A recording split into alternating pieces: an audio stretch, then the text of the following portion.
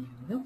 Good morning and welcome to this week's edition of NCompass Live. I am your host, Christa Burns, here at the Nebraska Library Commission. NCompass Live is the Commission's weekly online event where we cover anything that may be of interest to librarians across the state.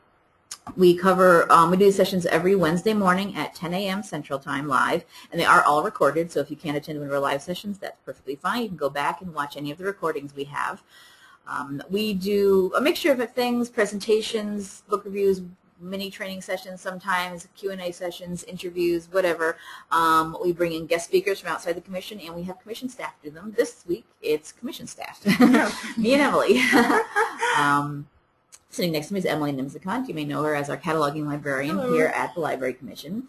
And she is going to help us tell you a little bit about two of our group discounts that we have available here at the Library Commission. CatExpress and WebDewey. They are both OCLC products that we have had, well, gosh, for CatExpress, we actually started in, I think, 1999, wow, if I remember correctly, as one of the pilot states the first time they came out with CatExpress. And then WebDewey we've had for a few years, about 5 or 6 years, we've had a group discount. They are both OCLC products that the Library Commission offers a group discount for, so you can subscribe to them. If you do it through us here at the Commission, you get a cheaper price than if you go directly to OCLC because of the group purchase that we have for both of them. So we're just going to tell you a little bit about each of them and give you a little demo of them both so you can see what they look like too. And CatExpress is up first. There we go. CatExpress is for cataloging. It's a web-based copy cataloging interface for OCLC WorldCat. It is gives you access to anything, all of the records that are in WorldCat. If you are a full cataloging library, you are using, for OCLC, you're using interface called Connection, and that gives you access to the same database of WorldCat to get your MARC records, to do your cataloging, to have your holdings, all of that. But it is a more in-depth kind of interface, has more editing capabilities, the full Connection. CatExpress is for if you don't need to do a lot of editing to your records. There is some small, minor editing that you can do. You don't need to do original cataloging. That is something important too. You cannot do an original cataloging of a record, meaning creating a record from scratch to be put into WorldCat. You can't use CatExpress for that. But if you're just doing copy cataloging, finding records for things that your library owns, and getting copies of those MARC records for your local catalog, it is perfect for you. It is aimed at what they call smaller libraries, anybody who catalogs 7,000 titles or less a year. 7,000 is pretty much the max. If you go over that many a year, you probably really need to be using Connection, the full version of their interface. CatExpress is subscription-based, and it's based on your library's activity level, meaning you decide how many titles you're going to catalog in a year. OCLC does have their own, you can subscribe directly with them, or you can subscribe with us. Let's see if something else works this time. Nope. All right, fine. I'll just do this. And I'll get into the pricing in a bit about how that all works out with the levels. But basically what CatExpress is, it's fast, it's very easy to use. It's a very simple web-based interface. There's no software to download. It is not anything you have to install on your computer. You just go to a website, you log in with your cataloging authorization, and you go. You have access to full WorldCat. There's no restriction on what you can search. You can search anything that's in there, books, movies, DVDs, whatever they have. The whole database is available to you. So if you want, so you can access everything in there. So if, as I said about accessing it from just on a web-based thing, you can go any workstation you have. If you need to, for some reason at home, log in and you have internet at your house and do something quickly, you can do it from there. You can jump to any computer in the library. You don't have to worry about the cataloger's computer needs to have something special installed on it. If something quickly needs to be done, you can use any workstation to do it. Also, it's very easy. You do not need to know MARC. For a lot of small libraries, that's not something that they really study. Yeah. They don't need to know every little MARC field and what it means and how to use it. Well, they don't have the time to know that either. With CatExpress, it's got and you'll see that when I get into there, a text version of a MARC record, basically where they've just given labels to each one, not the MARC record coding. So you can use it that way and know this is the title, this is the author, this is the whatever field, without having to know MARC. It does still have a version of MARC that you can view, which is nice for learning it, which I've discovered. So if you kind of want to start learning about it, it's a nice way to switch between the two and see what do these fields mean and learn what MARC is if you want to. And the pricing is great in that you know ahead of time exactly what you're going to be paying. What's included in a subscription for CatExpress is searching of everything in WorldCat, setting your holdings in WorldCat. This means adding your holding symbol to the record in WorldCat, telling the world that you own this item. This is good for many reasons. If your library also uses First Search, any of the databases that we offer through Nebraska Access here in Nebraska, your holdings will show up in there. So if any of your users are going in on your computers and using First Search to do research, they'll know that you own something. And they can right away realize, oh, cool, my own local library has this. It's on the shelf over there. And they can go get it. If you don't have their stuff in there, people won't know that you, if they're using First Search a lot, if you have a lot of your users that really have gotten into using that, it won't let them know that. Also, if you participate in interlibrary loan via OCLC, this will let other libraries know that you own something and it's available for you to borrow, for them to borrow from you. Interlibrary loan is a great thing because you do earn credits towards your OCLC bills when you do loan things in OCLC. So it's a good thing if you can do that money-wise, subscribing to it, time and staff-wise, of course. It is a good thing to be involved in. So setting your holdings in WorldCat will help you out in both of those areas.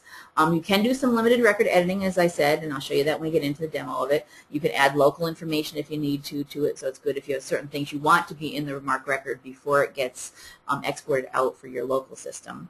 You can print labels from it. I don't have that, of course, set up here, but it can be done. It has that ability for you. I know some people prefer to use their local system for printing their book labels, and that's fine. Whichever works best for you, but it is in there if you want to use it. And as I've been mentioning, MARC records. You do get a file of records for everything you catalog. The MARC records exported out that you can then import into your local system all in one big batch. And they also do monthly transaction reports. Every month there is a report put out that tells you how much you've used, what you have done on CatExpress. So every month you can check your statistics and see what you're doing. This is important because the way the pricing works for CatExpress is that you try and guesstimate and predict at the beginning of a subscription year how much cataloging you'll do throughout the year. And you purchase, so to speak, that many titles, that many records available. So you say, I think we'll do 500 new items this year, so you buy 500 titles. If you go over that 500 titles, CatExpress will not stop you. It won't say you're done, you're run out. It'll let you keep cataloging. But what will happen is at the end of the subscription year, you will then have to go back and pay for those extra over that you went over. That's overage, excess usage charges is what they call that. It costs the same, but buying your subscription at the beginning of the year and paying the extra at the end, but you would then have to pay an extra bill at the end of the year for any of that excess. So it's a good idea to keep an eye on your monthly transaction reports, especially when it's getting to the end of the subscription year, to see if you're getting close to going over. You might want to slow down a little bit if you're not prepared to pay that extra, and then wait for the new year to start and your new subscription, or just be aware of the fact that you're going to now possibly have a bill that could come. Here's the pricing and how it works with our group. The subscription cost is 99 cents per title, per MARC record that you do. For every time you add your holdings to a record, 99 cents. We have levels available from down to 100 titles for a year up to 7,000 titles in 100 title increments, meaning you can say you can purchase 100, 200, 300, 400, 500, et cetera, et cetera, et cetera. Nothing in between that. You can't say, I think we'll do 472. That would just be crazy. In this way, we have 70 different levels for you, if I did my math correctly. OCLC does have CatExpress subscriptions. They offer 9 different levels, starting at 250 as the minimum, which actually for a lot of our small libraries is too much. Sure. We have libraries, lots of libraries in our group. We've got, I can't remember, we're at 59 libraries, I think, in the CatExpress group at the moment. And we have a lot of libraries that do less than 100 titles a year. And this is perfect for them. They can pay just by 100 and be done with it. You buy 250, there is no refunds for what you don't use. That's one important thing. And there is also no rollover. If you don't use up your titles you purchased, they don't carry over to the next subscription year. So one thing I do recommend for people when you do choose to join CatExpress and choose to do your subscription each year is to lowball your guesstimate of how many you'll do, because you don't want to over-purchase and then have wasted that money. You can then just at the end, if you say, I think we'll probably do 250, so I'm going to buy 200 and see what happens, and then you see what happens. If you go over, then you just pay for that extra, and you only pay for that extra 50. If you say, let's buy 400, and you only do 250, you've paid for 400, you don't get any money back, nothing carries over to the next year. So I always recommend to people to just lowball it a little, as I said, when you're making your choices. The subscription year does run July through June, July 1st through June 30th. So we did just a couple months ago have it start over again, but you can join at any time. You'll just prorate, so to speak, is the normal word to use. It doesn't really fit for this. With CatExpress, what you would do is if you decide now that I'm going to start a subscription, for example, we would start in October for the next one, you would actually say, okay, how much will I catalog from October through June of next year? That many months worth, and buy that many titles. And then when the renewal comes along July of next year, you'll start with a full year and probably say, oh, I want to purchase a little more because it's more, a longer time frame. So that's a version of prorating with this, is just basically figure out how many months are left in the year and buy how much you need for that many months. What do I got next year? Websites. Any questions about the pricing or anything with how it works? You can type into the questions section if you want to, or I can unmute you if you want.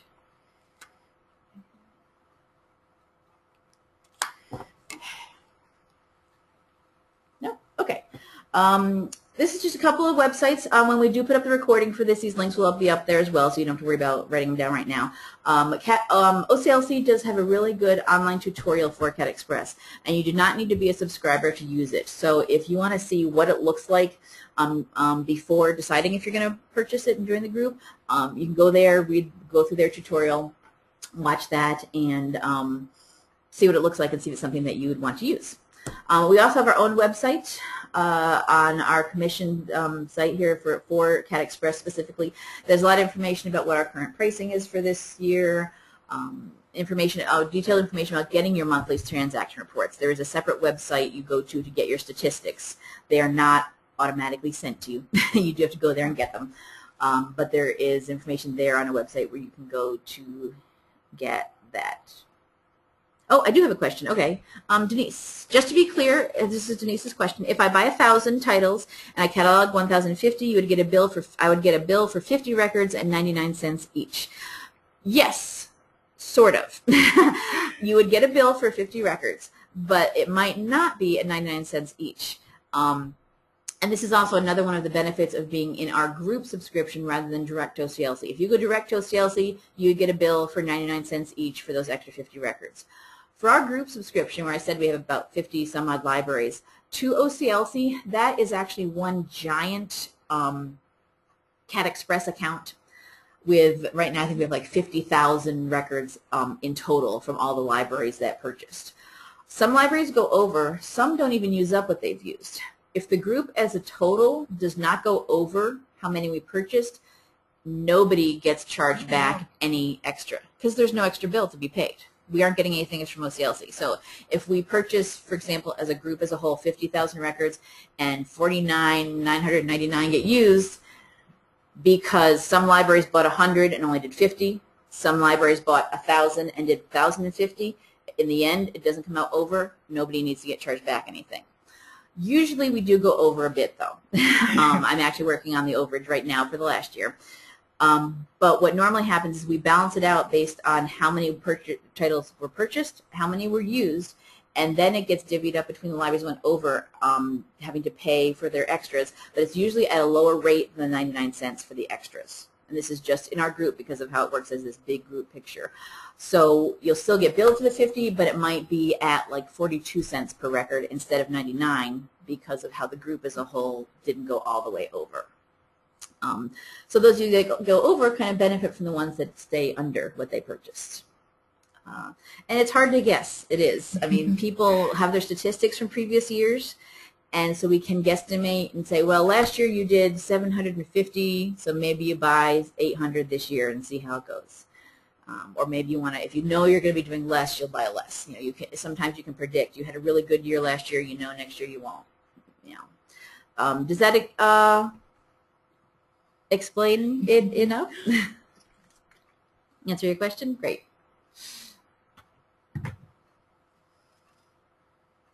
Okay. So yes, CatExpress website, and I think now we'll pop over to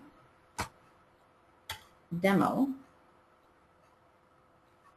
There it goes. Making sure you can look on the screen. And yes, our camera view goes away for this, but it's just easier to show the full screen of the demo. We'll be back in a second. We're still here. Yes. So this is the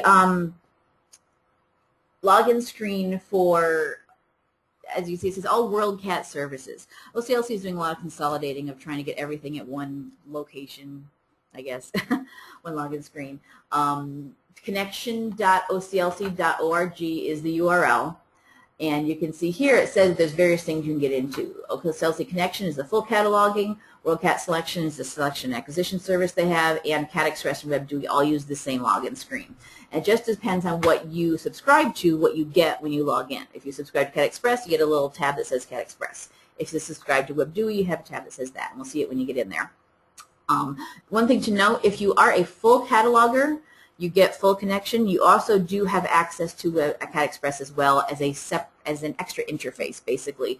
If you want to, you can use it with your full cataloging subscription. Some libraries use it for doing weeding projects. It's very quick and easy to delete something. I'll show you that in a second when we get in there. So it's very easy to get some student help worker or some library school student who's just getting started and say, here, go in here, just go into CatExpress and delete. Delete, delete, delete. Here's a whole list of everything we weeded out of the library in the last month. Boom, boom, boom. So they do that.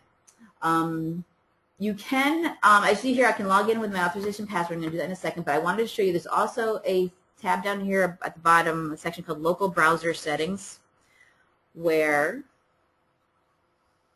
there we go, you can save your authorization and password if you want to. So you don't have to type it in every time. You can put in here, and I'm going to put in our training one. You won't be able to see the password, so that's okay. Whoops. Oh, damn, I need this keyboard. Too many keyboards. All right. There we go.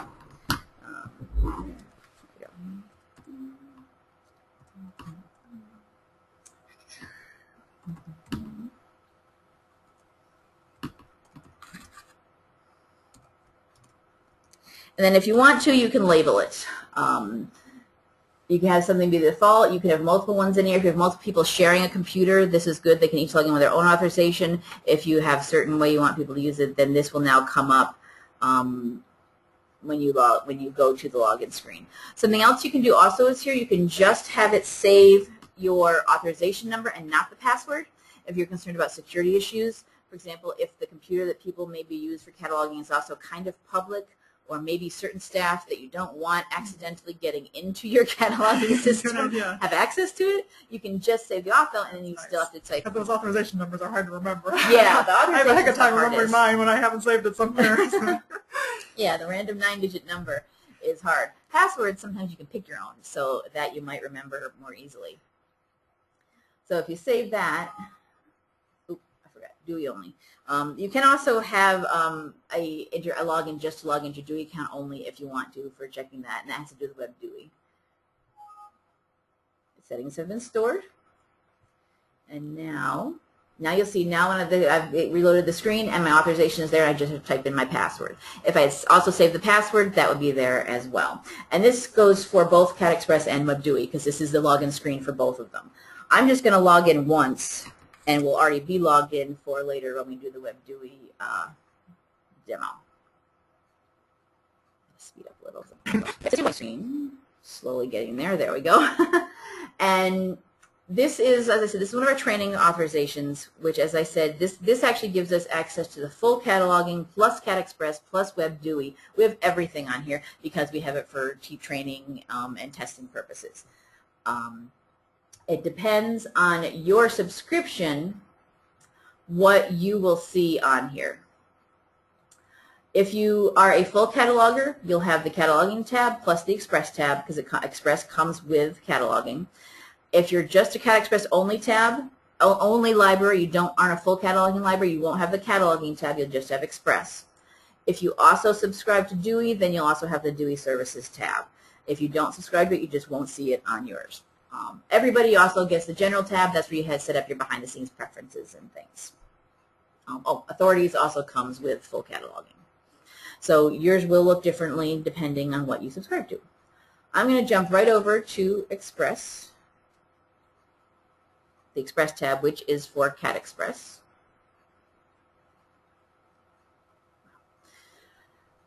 And you have a basic search and an advanced search, so depending on how you want to do your searching, you can go either way. If you want to have more options for searching, you have that here. So you have all the different fields that you can possibly search for, search if you want to. Just up to you which one works best. What is nice here throughout the whole system, they've got these quick tips. You saw it on the first screen. It's here. There's always going to be something on the page that will give you a little idea about what to do, something you can do. I'm going to go here and do a title search just for an example. Whoops. And I can either use the mouse and hit the search button or just hit enter, and boom, it'll do the search. Slowly. Okay. And so here's my search results. I did a very basic search, title, Call of the Wild. You might add in other things like publication date, publisher, that kind of thing to get it more narrowed down to find the exact record for the one you are cataloging. But this is just basic for demonstration purposes. And you see the list that came up here. There's more than 200 results. There's actually 4,374 records that just says somewhere related to the title field says Call of the Wild. So I was not very specific, no.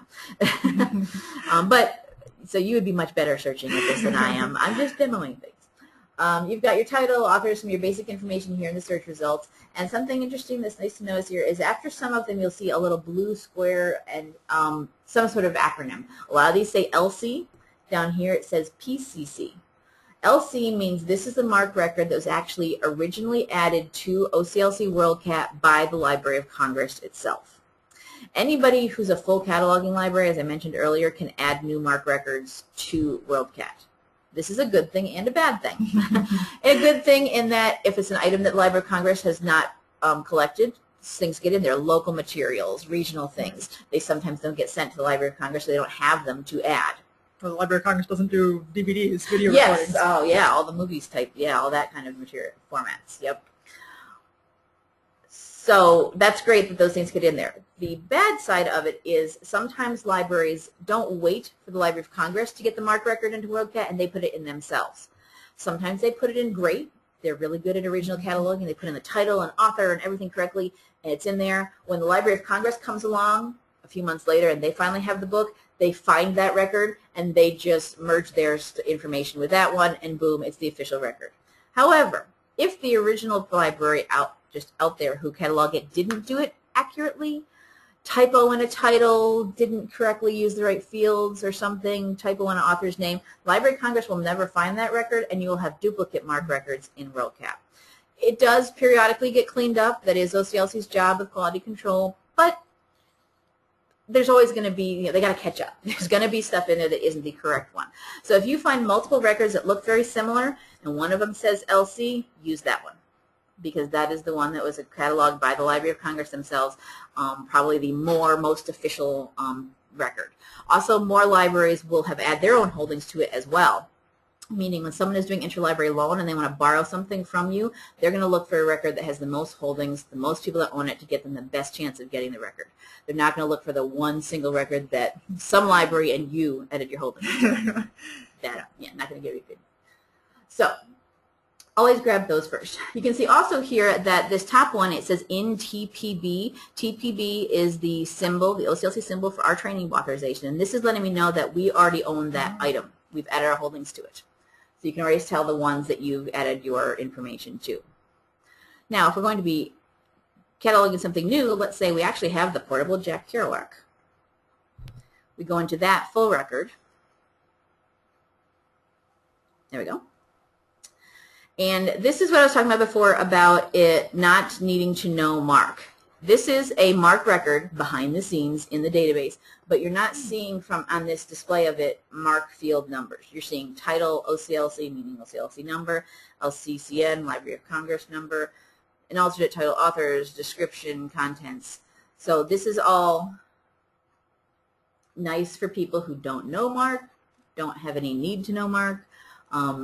This is a full table of contents here. Oh my God, this is a long one. Anyway. And then even if you scroll all the way down, it'll eventually scroll up there, your subject headings. It just says subject heading, Dewey call number, ISBN. Nice there that it has all that. You can see also for long records, all of the buttons that I'm going to go through are at the bottom and the top. So if you scroll down looking at this stuff, you don't have to scroll all the way back up to get all of your controls. Now you can just change this. It's in text display right now. If you click this MARC display button, which is at the bottom and the top, it will switch it to the MARC record. So then if you do prefer to do it in this way, you can. And now you can see what a MARC record would look like. You can see it's very different from the text one. This sometimes can be very intimidating, I think, to small libraries who've never dealt with MARC or cared about it before. All this extra stuff and all these, what does each of those little numbers mean? You can kind of infer, well, this is the title, so 245 is probably a title field. Yeah. But you don't have to know that. You can just use the text display and switch back. And you can see here you can just toggle back and forth between them, whichever way works best for you. So that's a nice, also, as I said, a teaching thing. Sure. These are how they compare. You can edit the record. As I said, there is some minor editing available here. And it will bring up the different fields that you can edit. So this would be anything local that you might want to add to it. Main thing, location, of course, that would be something you might add. And this is just whatever you call your locations in your library. This is just for demo purposes. So any of these fields you can add to. Extra notes, you can specify the audience. So anything that you use locally, you can do here. Something else that's nice about this is some help information they have. MARC display on. Right now, MARC display is off. You can see it's just like it was as the text one. It just says holding library code, call number, class, location, subbing location. If I click that box, that button, it will now add in the MARC field information. Another way to learn what MARC is. So you can have them both be there. So you can figure out that this is the code for adding price into, doing your cuttering, your locations, everything. So that's also a nice little help thing. And the help display, which is these pop-ups that keep coming up when I hover over anything. Those are great also for teaching. Would Christa Burns please go down to the reference desk? Christa, please go down to the reference desk. Thank you. No. Can you go down and see what's going on? I'll stay here and handle this. Yeah. Sorry about that. Anyway, so the help displays these little pop-ups, these little boxes that will come up. And you can turn them off if they do get in your way at some point, and then you just won't have them anymore. It's up to you if you say you don't want them anymore. Now, once you've gotten your local information added to this, you can do a couple of different things. You can just export the record, which will just give you the MARC record for yourself.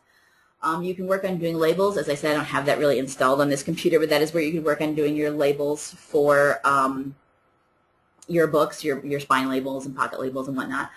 And what you definitely do is save to catalog. Save to catalog is the important button. This is what counts when you're talking about the number of titles you've purchased. If you, when you click on this, it does two things. First, it adds your holdings to the MARC record in WorldCat, letting everyone know you own it. And then it also adds this MARC record with your changes to a file that you can then download and then import into your local catalog.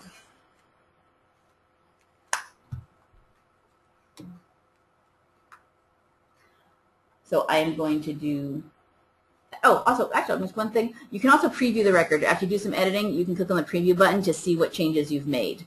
This is nice to make sure you did everything you want to do with all those different editing fields that might be available to you. You can see here it says main collection. It's highlighted in yellow. That's the one change that I did to edit this one. But now I'll save to catalog. and it will tell me that it was successfully cataloged, so now we own this item in WorldCat, and the record will be available for download within 24 hours. You can choose for exporting your MARC records to either have it available instantaneously, immediate download of the MARC records, or you can have a 24-hour delay. By default, it's the next day download, which is what this is set up for, meaning overnight they put together your file of MARC records and then it's available, ready for you to download the next morning. That downloading is over here in the pull-down menu. Here, we won't have any right now because I just cataloged this one, but this is where you then go back in the next day, click download records, and then it will download your MARC file, and that you'll be able to then import into your local catalog. Once we have a something added, I'm going to go back to my search results that I have from before, and you'll see we now own this one as well. It says that in TPB, and if I go into the record, it now will have a different option, just one different thing from the previous one, where I can now delete holdings if I want to. And this is just how you remove anything you've weeded out of your collection. You click on that. It makes sure, are you sure you want to delete this? Delete it, delete your OCLC symbol from that. Yes, I am sure I want to. And it will confirm holdings have been successfully deleted. So we owned that item for, I don't know, 30 seconds, a minute. Yeah. And now we go back to our search results again. You'll see it will no longer say in TPB. So you can see adding and removing your record, your holdings is instantaneous in here. Any questions about using CatExpress? That is my very quick overview of just how it works, how you can search, what things look like in there, the basics of it. For full training, OCLC does offer full training classes on it, but this is just a general overview of how it works and the kind of things you can do in it. Any questions?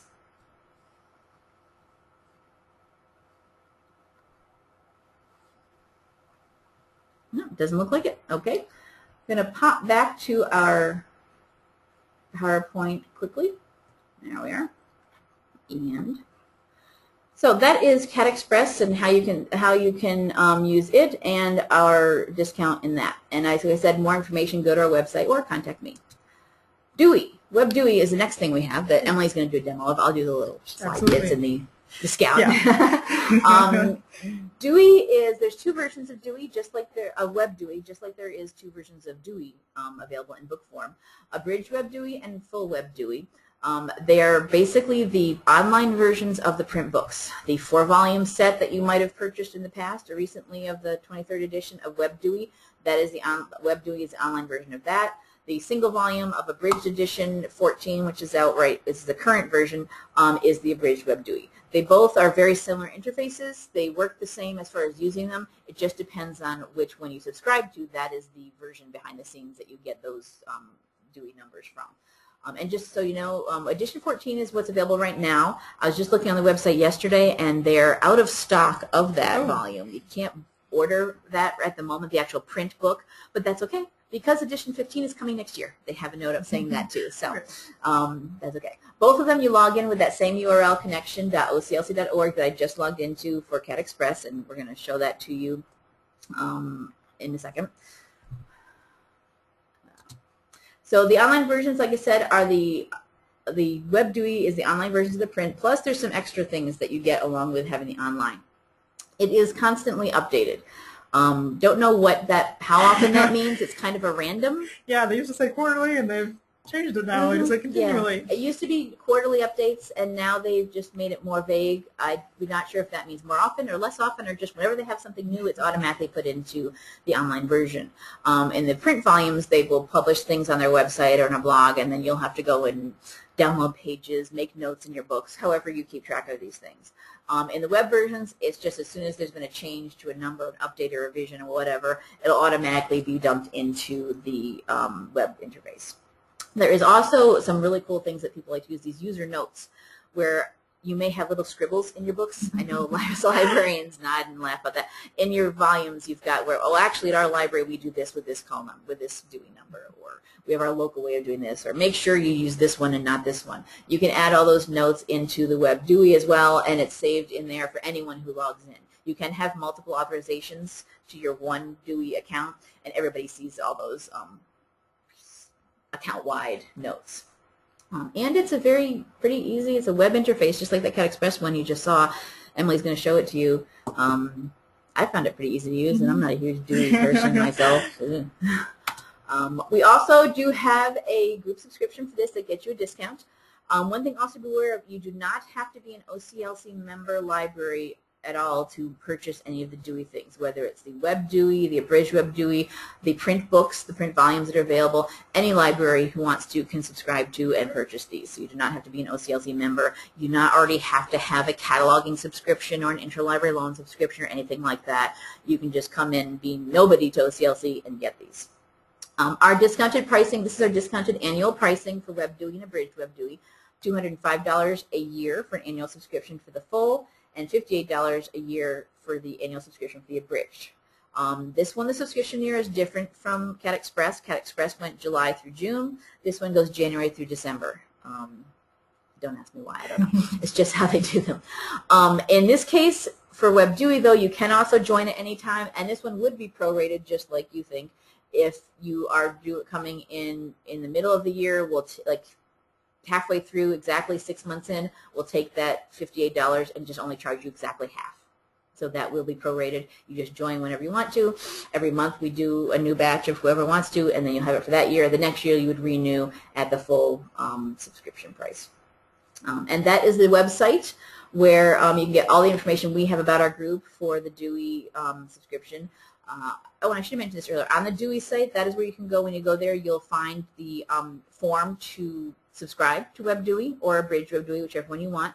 Also, a separate form to purchase the books. Just as an aside, I'll say, even though this is we're talking about WebDewey mainly, we also do, as part of our group subscription, have discount pricing on the print volumes as well. So if you want to get the full 4-volume, the current 23rd edition of the full WebDewey, you can get it through us, and it'll be cheaper than going direct to OCLC. And the Abridged, which I guess right now it won't be the 14th. At the moment, we cannot get you the 14th. But when they do have the 15th edition come out next year, you'll be able to get that through us also at a discounted price. And both of those order forms are on the website. Going back to the CatExpress one, that website I gave you, that's our commission website for it. Also on there is the application, is the form to subscribe to CatExpress as well. So you can go, if you just want to go ahead and do it, there's a form right there as well online to subscribe. These are some links for about WebDewey. They also have a tutorial online, so you can go through and watch that, see how it works yourself if you want to. As I said, Emily's going to show a little bit of it here. Documentation is available on the website as well. That's a direct link to the user guides for Dewey. And they do have a page for updates. As we said, they do continual updates, whatever that means. But they do have on their website where you can go and look up and see what the most recent updates were, to maybe learn a little more about them, see what they've changed and done things with. So I'm going to switch back now to our connection interface, and I'm going to hand over control to Emily here. We're going to switch around some of our electronic equipment here, and she's going to give a little demo information about Dewey. Great, thanks, Krista. As Krista mentioned before, if you have a subscription to the Dewey services, you will be wanting to look at this Dewey Services tab up here, and you'll notice it's doing this transfer to WebDewey thing here. And that is something, the interface for this actually looks a little bit different than the other services because they've totally revamped the interface. They call it WebDewey 2.0. 2.0, yes. Yes, very exciting. And so it used to kind of be that same white and blue and gray interface that Connection has and CatExpress has, and they've totally changed it. WebDewey 2.0 came out earlier this year, and for a while both of them were available. You could kind of opt into 2.0 if you wanted to, but now, as of last month, everything is 2.0. When you click through to Connection, you automatically go to this nice orange screen of WebDewey 2.0. So as Krista said, the most recent version is the 23rd edition. And so that you'll notice up here in the top right corner, it lets you know which version you're using. Let's see if I can minimize the GoToWebinar control. There we go. You do still have the option of viewing the 22nd edition if you want to. You can go to this drop-down menu and do that. And it's green now, so you'll definitely know which one you're using. Oh. If it's green, you're in 22nd. So, you know, if that was what you've been using and you're not quite ready for the changes of the 23rd yet, you can go ahead and do that. But by default, it has the most recent edition, the 23rd. And we have this nice orange interface. So first, let me just point out a few things that are available on this home page. Let's see, I'll start down here in the bottom with the Dewey Services section. These are kind of informational resources, things that will be helpful to you when you're getting started. You've never used Dewey before. A lot of them point to the OCLC website and the information they have about their Dewey services. A lot of these are external links. The home one takes you to their Dewey page. At a glance is an overview of their Dewey services, and overview is also a page with more information on the OCLC website. These other three are resources that I think you might actually use as you're using WebDewey. The introduction leads you to a PDF file. And it looks like it's taking a little bit to load. There it goes. This is basically the same thing that you'll find in the print version of the DDC if you are accessing it. It's the introduction to how to use Dewey. And when I'm training on Dewey, I always say that in a lot of books, you know, the introduction is something you can skip. It's kind of, you know, incidental content. Don't do that with the introduction to Dewey if you're just learning how to do it. Introduction basically means instructions. It means this is how you get started. This is what classification is. It tells you a lot of things about how to use the Dewey Decimal Classification. So if you're brand new to Dewey, definitely check out the introduction. It also has a glossary, which is another PDF file, which will, again, if you're new, it'll explain a lot of the terminology. So, you know, if you're used to using the print version, just know that the introduction and the glossary are very easily available in WebDewey as well. The relocations and discontinuations, I won't open that because that actually pops up in an Excel spreadsheet. But it's basically just a list of everything that's changed from the 22nd to the 23rd edition. So if you just want to have a nice handy spot where you can go and see what the changes are, the major things, you know, numbers that aren't used anymore, things that have been moved from one class to another, you can definitely consult that spreadsheet there. The other main parts of this home screen are kind of ways that you can jump into browsing Dewey. You can do that through the main classes, which are the classes of numbers. You know, they jump you into the schedule so you can see what Dewey number you use for what. And then the tables. Let's start by talking about the main classes. If you click on this home link, it will take you to a list of the various classes from 0s through the 900s. You can also obviously jump into any of these from this list across the bottom here, but it's kind of nice to look at this home view because you get the summary of what each class is. If you don't remember that the 700s are arts and recreation, then you starting from here might be a more convenient place than just starting from these lists of numbers down here. And basically it's just a hierarchy. You can drill down through the layers. If you click on the 700s here, you get a list of all of the subclasses broken down, the 710s, 720s. And then if you click further, we'll go to 710, area planning and landscape architecture. And then they're broken down further. And you can always go back at any time. You'll notice you'll have the complete hierarchy still running here. So you can I find it a pretty clear view of where you are in the schedule. So that's always nice. I always like that breakdown. It made it, I could track back where the heck I started. Exactly. Sometimes I think it's maybe even easier than the print schedules. You know, you don't have to be flipping back and forth. Yeah. You can keep track of exactly where you were. And you know, sometimes there's notes at the higher levels that apply to everything, and so you can kind of jump back and forth, and I always thought that was pretty nice. So here we have a display for an individual number, and I'm going to take a minute and point out the various things that you'll see in the display when you're looking at a particular number for a particular topic. Again, you've still got your hierarchy over here on the side, so it'll show you kind of where you are, and if you decide, oh, well, maybe I want to go back up to that last level, you can always click up there. The next thing over here is the notes, and this is one thing that I like about WebDewey 2.0 is I feel they've kind of consolidated the display a little bit more. You used to have to kind of scroll a while to get to the notes. I thought that was kind of inconvenient, so I like that they put the notes kind of front and center in the new version. And basically the notes, they're exactly the same as they are in the print version. They tell you the type of things that you should put here. It tells you that plans are included.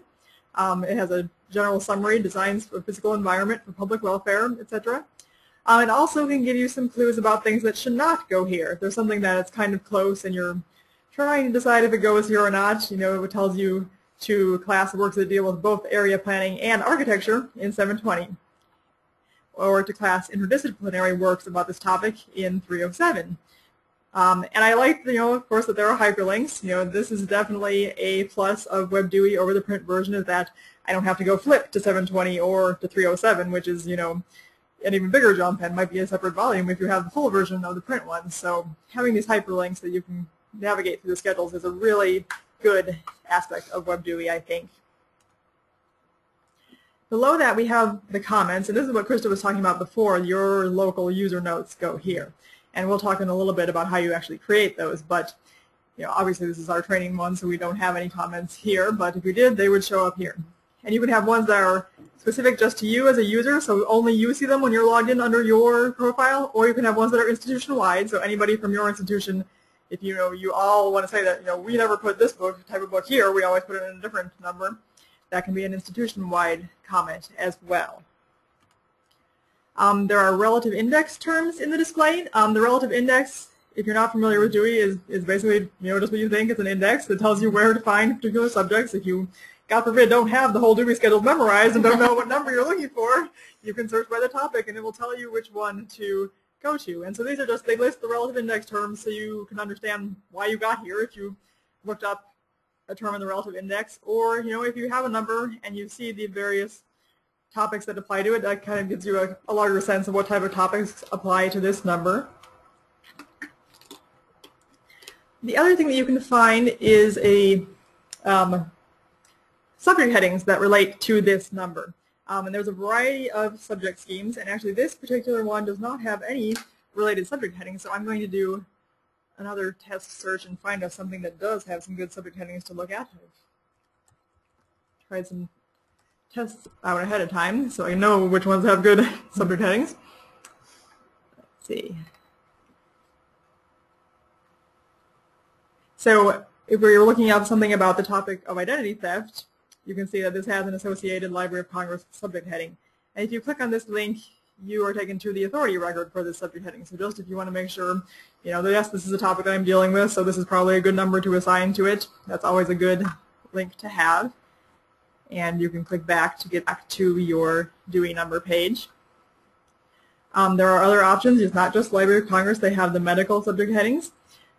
Obviously, identity theft is not a really medical terminology, but let's try like heart disease.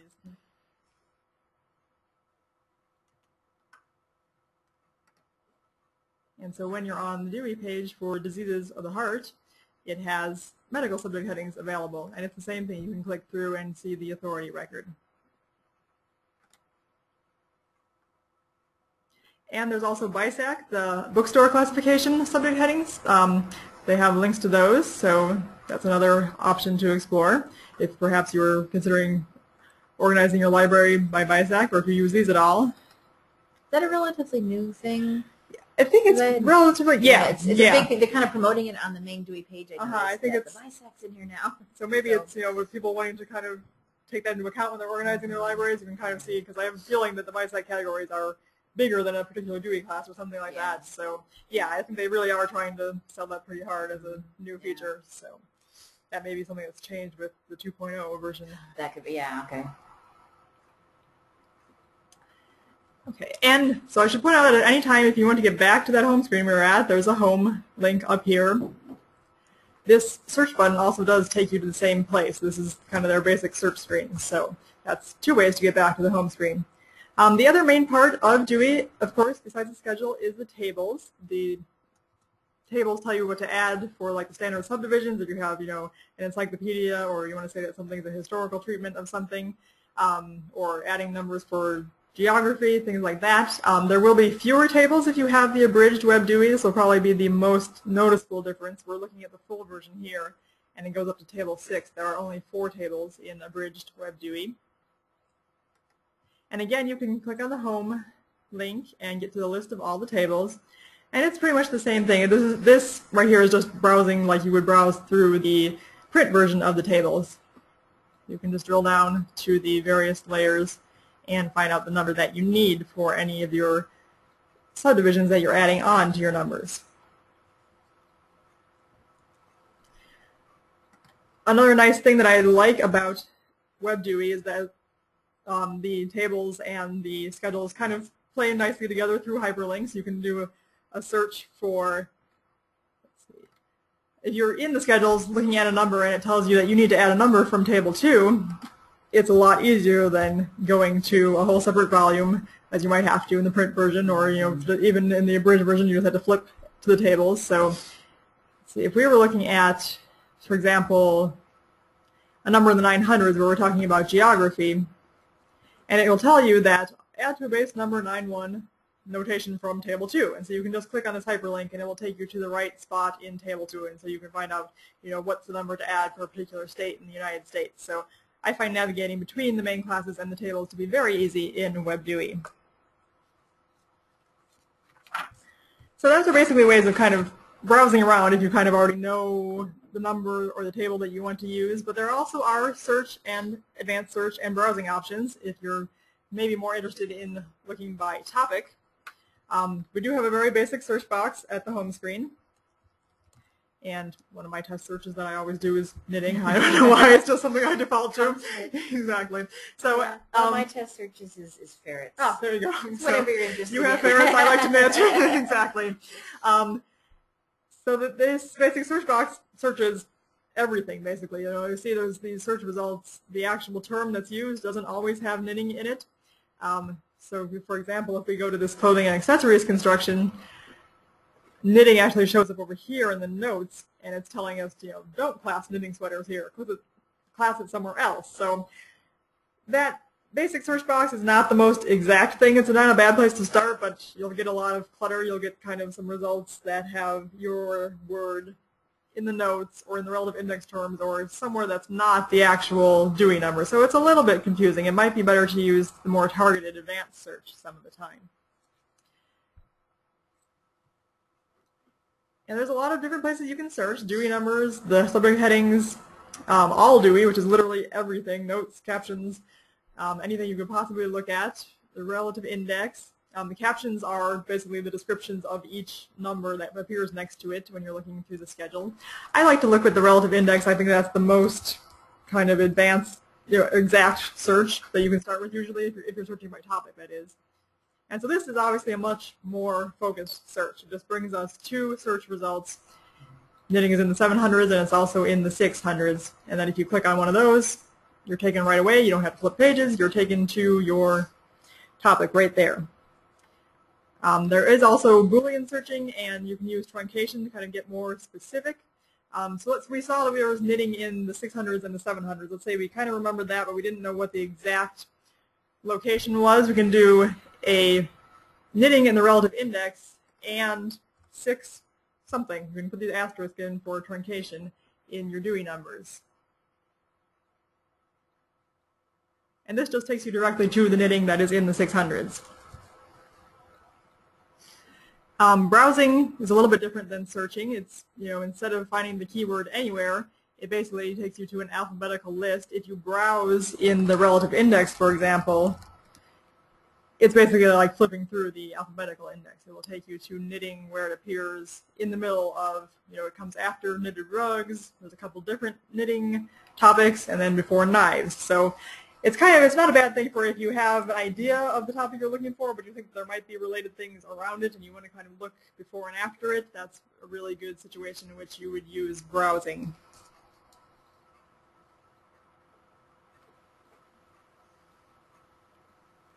So there are a couple of new features that are I believe are WebDewey 2.0. You can tell me if these are things that existed before. One thing is this little box where you can build a number. Basically, this replaces having to have a scrap of paper by you to write down your base number before you go to the tables. So if you found that knitting is what you want to start with, you can put 746.32 in there. But then I'll say you have to go to table 1 because really you have an encyclopedia of knitting and you want to add the standard subdivision for that. And so you go through here, dictionaries, encyclopedias, etc. is 03. And you'll notice that we're clicking through all these screens, the built number, your base number, stays up at the top there. So then once you find out that it is 03, you just add that on there, and then that's your number. And if you had to go through multiple steps, if for some reason you had to add a geographic subdivision or something too, you can go through multiple steps and not lose your number. So just a little bit of an automated something that I know I did by hand by writing things down on paper. So it's kind of nice. Let's see here. I did say I was going to show how to add a comment, I believe. So yeah. Let me search again.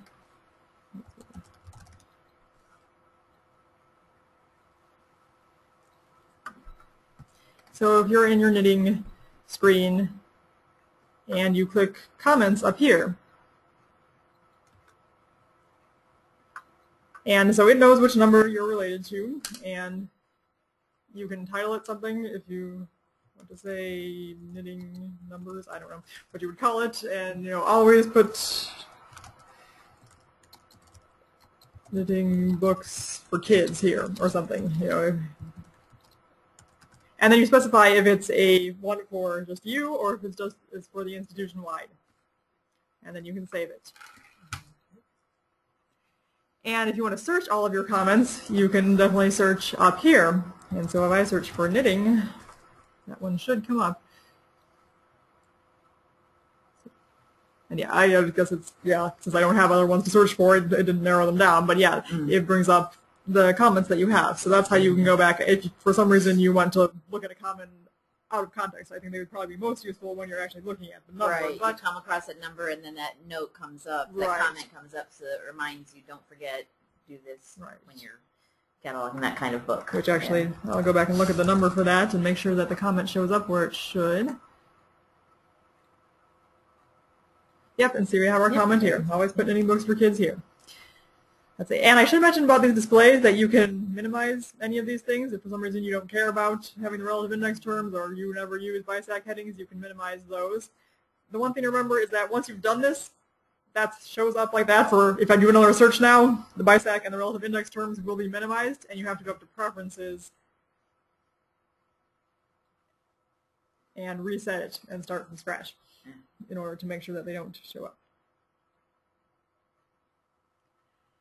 And I think those are pretty much the basics of WebDewey. Does anybody have any questions?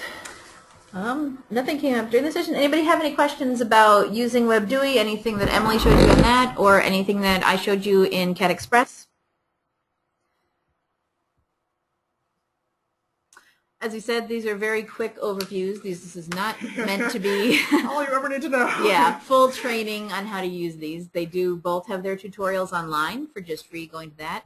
As I said, OCLC does also offer full training sessions that you might go somewhere to attend, or attend a full session online in some way that you'd pay for. But this is just to give you a general overview of both of them to get us to see what we're talking about in here. Doesn't look like anybody's desperately typing anything right now, so that's fine. As I said, we have our websites for both of these that have the I think the last slide is our information. As I said, when we put the recording up for this PowerPoint presentation will be up with there, and links to all the pages we put up there will be included as well.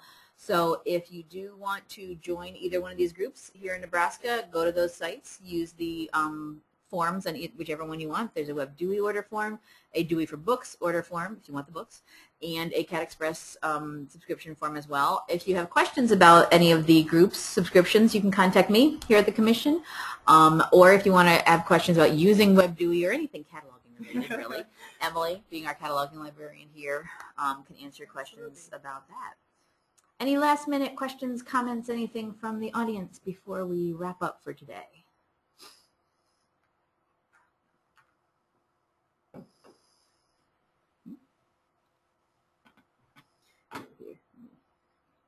There we are. No? Okay. Well, this is nothing coming in. Great. Thank you, Emily, for helping me out with this. Thank you, everyone, for attending. We hope that it was useful, getting some good information out there. Just another way that the Commission is doing something to help you guys save money out there in Nebraska. Discounted groups on both of these products, so you can have access to them and not hurt your budget quite as much, hopefully. So thank you very much for attending. I hope you will join us next week when we have our monthly Tech Talk with Michael Sowers, the Technology Innovation Librarian here at the Library Commission, and he is going to give us a demo of Tech Atlas for Libraries. It's a free service via WebJunction, if you've ever used that for anything before, that can help you write a technology plan, inventory your computers, track events, meaning this computer's broken, that kind of thing. But a whole bunch of different parts in there that he's going to demo and show you next week on NCompass Live, so I hope you will join us for that. So if there's nothing last coming through, thank you very much, and we'll see you next week. Bye-bye.